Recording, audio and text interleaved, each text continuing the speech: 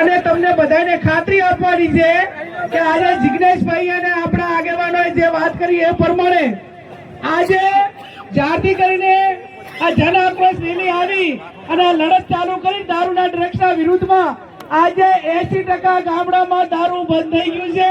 આ મહિલાઓ તમને આશીર્વાદ આપી રહી છે જિગ્નેશભાઈ, અને તમને બધાને વિનંતી કરીએ છીએ કે જ્યાં પણ ગામડામાં દેશી દારૂ હોય, ઇંગ્લિશ દારૂ હોય, ડ્રગ્સ હોય, અમને સમાચાર આપજો। જ્યાં રેડ પાડવાની હશે ત્યાં જિગ્નેશ મેવાડ અને ગુલાબસિંહભાઈ અને તમારી ગેનીબેન હાથે આવશે।